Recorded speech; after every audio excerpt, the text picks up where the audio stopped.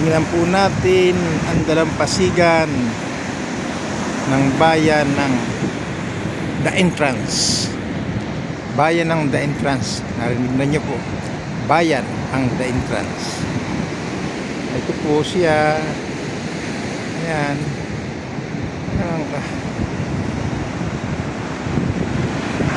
Tulad ng dati, hindi ka halos makakita ng tao. Mangilan-ngilan, pero ayan po mga bahay dito, mangilan-ngilan talaga mga tao. Ayan. Ayan.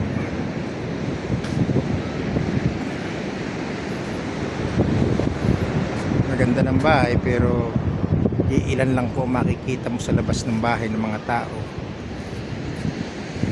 Katulad nitong mama na to, papainit.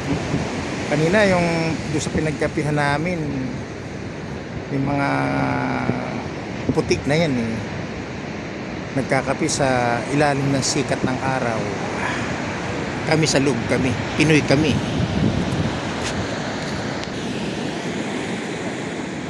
Napapansin niyo po yun, rock pool po yan.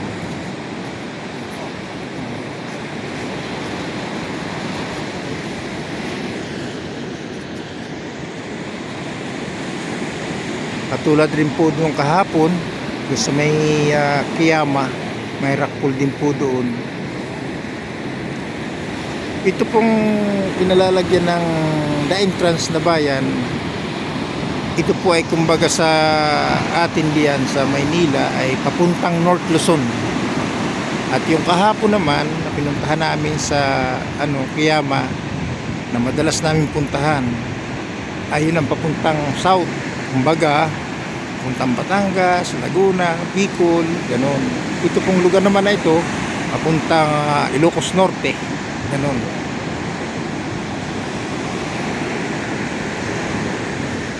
Ayun, si Mrs. Jenny Ogayo. Ayun, makaway-kaway. Si Jackie. Ito na pala si Jackie. Ayun na pala si Jackie. Me? You want me to take a photo? No, no. Oh, I was going to say, I can take a photo too. Okay. Igagala po uli namin, ililibot po namin kayo dito sa bayan ng The Entrance. Ito po.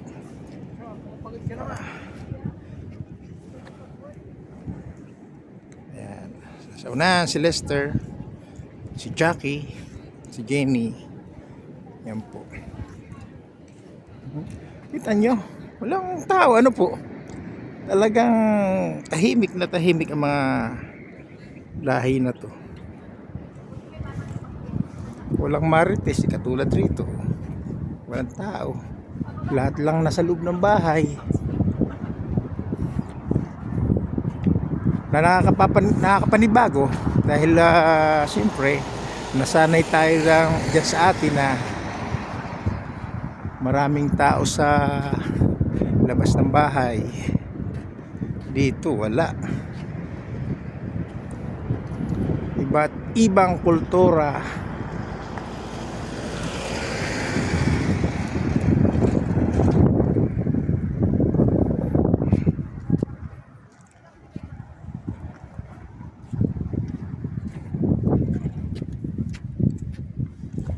Ay lakad, ahon.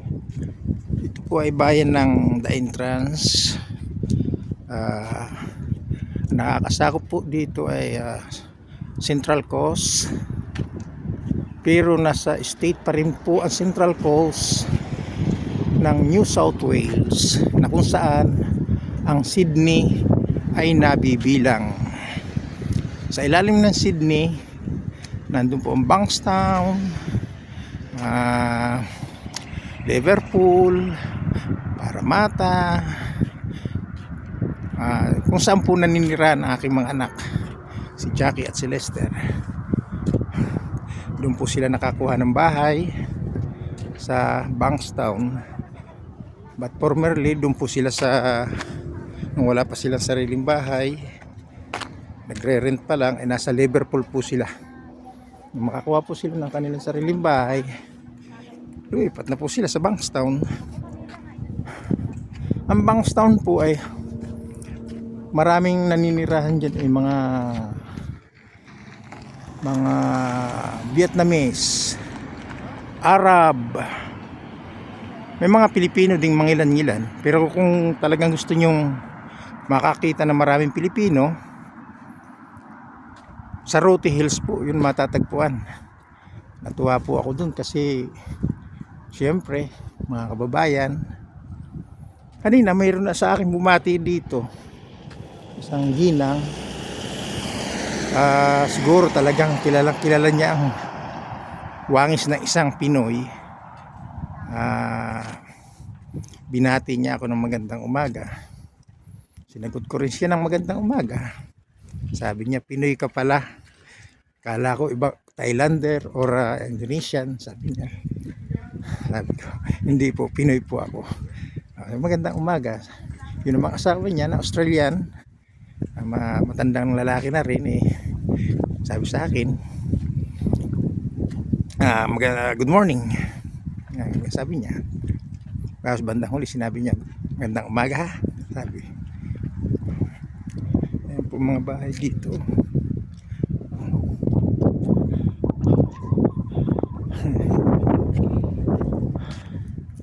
Ayan po. Pinagmasdan mo po itong bayan ng The Entrance eh. Tahimik na tahimik. Ayan o. Mga bahay dito. Talagang walang marites ano po mga kababayan ko. Okay, doon na po ulit tayo mag-vlog. Pansinin nyo po, sumilip kayo sa mga bahay na yan, ang kanilang mga harapan walang tao, parang sa Bankstown din. Ito po yata ang mga kaugalian ng Australiano. At kahit po doon sa Canberra na pinuntahan namin, hindi po yung sakop ng New South Wales, yun ang tinatawag na Australian Capital Territory. Doon po sa vlog ko doon na kinunang ko sa Canberra, mapapansin nyo, yun po ang pangkalahatang syudad ng Australia. Talaga namang tao wala rin. Di ba po ba? Kaya nung pumunta nga po kami ng Parliament House, ng mga senator and congressmen dito sa Australia, halos wala din po masyadong tao doon. Doon sa museum medyo marami din kami nakita, pero hindi gaanong karami. Ngayon po tulad nito, di po ba talagang wala kang makikitang tao katulad niyan, lansangan na yan. Tahimik ang tao rito. Walang masyado kang makikitang magulong, hindi talaga magulong lugar to. Sana hindi bagay ang kultura talaga natin, palakaibigan tayo, natural lang siguro na ganun ang gawin natin yung ating kultura. Talagang kaibang kultura natin sa mga Australiano. Okay, palapit na po tayo sa Fairport Avenue. Ayan po yung dalawang mag-asawa. Ayan po mga bakod nila dito. Simple ang kanilang mga bakod. Kahoy na pininturahan lang. Ilang po. Simple, walang makikita kang matataas na bakod ang kanilang bahay. Ayun, katulad doon, oh.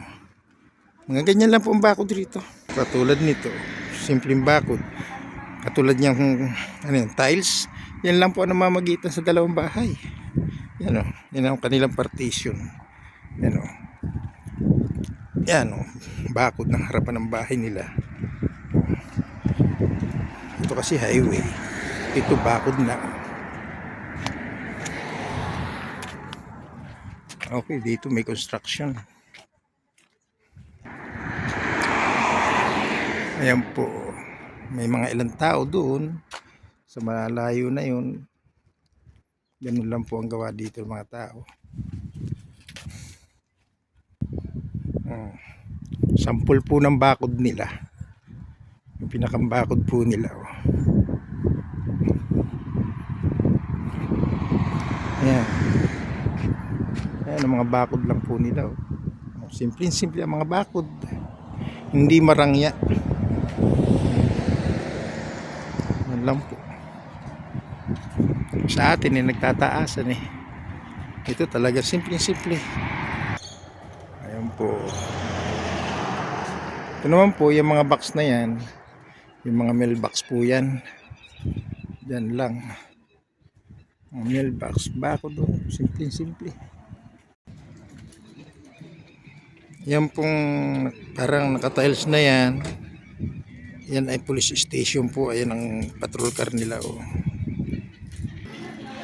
Nakakita po kami dito sa the entrance town ng Filipino food. Hindi na namin po ito pinalampas. May baon po kaming pagkain sa sasakyan, pero sabi ng mag-asawa ni Jackie sa ni Lester, wag na daw yun ang kainin at bibihira lang po makakita ng ganitong Filipino foods. Ayun, sakto namang natsimpuan namin dito. Mayroon po ditong, ayan o, jelly plan, maha blanca, kumbulong gani sa tocino, ayan o, pork adobo, beef tapa, pansit bihon, pork tocina, sinigang na bangus, chicken barbecue. Ayan, kompleto po mga pagkain Pinoy. Ayan, palabok, may palabok po, ayan o, palabok po. Hindi namin sukat. Makita po namin ito eh. Automatic na huminto na po kami. Dahil sabi ng mag-asawa, pambihira ito. Katsimpo na rin lang tayo ng pagkain Pinoy eh. Samantalahin na natin. Eh, sabi ko naman sa kanila, may pagkain tayo sa sasakyan. Huwag na raw kainin yun at ito na. At bihira lang daw naman sila makatikim nito. Eh pag alis namin eh, hindi na naman sila makakatikim ng mga pagkain niluluto ko. Ayan. Where are you? Dito na lang po kami. Diyan na? Okay po. Space. Dito na po. Okay lang po dito kami. Oh, sige. Meron akong crispy pata. Sige po, pag-isipan po namin yun. Oo. May kare-kare. Laing. May laing.